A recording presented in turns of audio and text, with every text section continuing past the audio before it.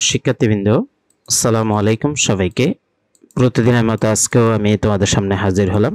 আজকেও তোমাদের জন্য স্ট্র্যাটেজিক কস্ট ম্যানেজমেন্ট যে চ্যাপ্টারটা আছে, অর্থাৎ কৌশলগত ব্যয় ব্যবস্থাপনা যে চ্যাপ্টারটা আছে, সেখান থেকে সাজেশন ওয়ানটা সলভ করার আগে আমরা দেখব আজকের এই ক্লাসটি যাদের জন্য, তোমরা যারা MBA ফাইনালে আছো, স্ট্র্যাটেজিক ম্যানেজমেন্ট অ্যাকাউন্টিং সাবজেক্টে, অর্থাৎ কৌশলগত ব্যবস্থাপনা হিসাব বিজ্ঞান যে সাবজেক্ট আছে, সেখানে স্ট্র্যাটেজিক কস্ট ম্যানেজমেন্ট চ্যাপ্টারটা খুবই ইম্পর্টেন্ট।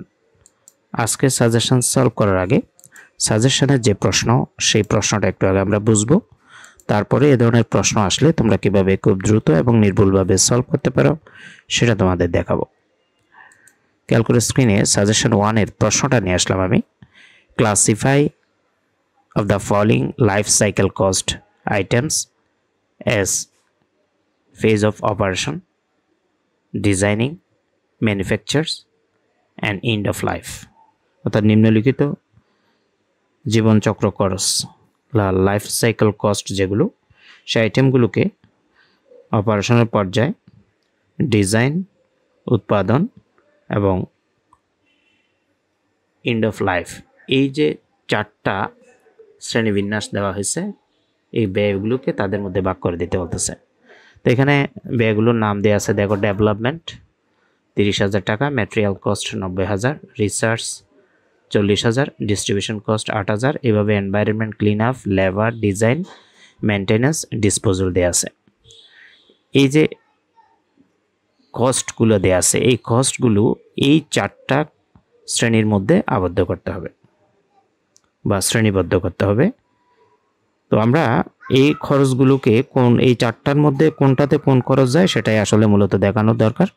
আমরা পরবর্তী পেজে আসলাম, আমরা একটা টেবল করলাম, classification of life cycle cost item. 3টা কলাম থাকবে এখানে, serial number, name of cost, classification. Serial নাম্বারে যতগুলো কস্ট থাকবে ততগুলো সিরিয়াল নাম্বার বসবে। আমরা এই যে নেম অফ কস্ট যেটা, সেটা একদম প্রশ্ন থেকে দেখে দেখে বসাই দেব। Development, material cost, research, distribution, environment, labour, design, maintenance এবং ডিসপোজাল।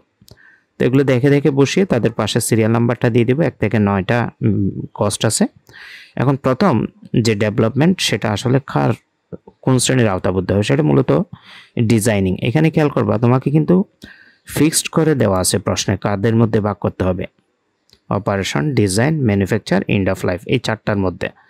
তাহলে প্রথম যে ডেভেলপমেন্টটা, সেটা অবশ্যই ডিজাইনিংয়ে যাবে, কারণ আমাদের ডেভেলপমেন্ট হয় ডিজাইনের জন্য।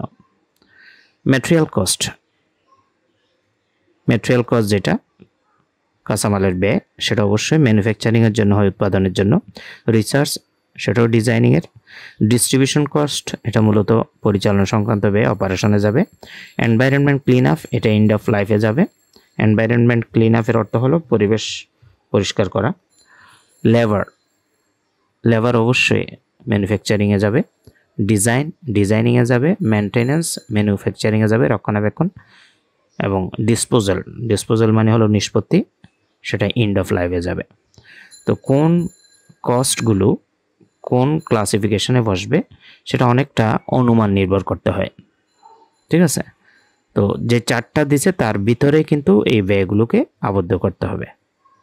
এভাবে তোমরা সামনে যে প্রশ্নগুলো থাকবে, ইনশাআল্লাহ এখান থেকে একটা আইডিয়া নিয়ে বাকিগুলো পারবা। সবার জন্য শুভকামনা রইল। আসসালামু আলাইকুম ওয়া রাহমাতুল্লাহি ওয়া বারাকাতুহু।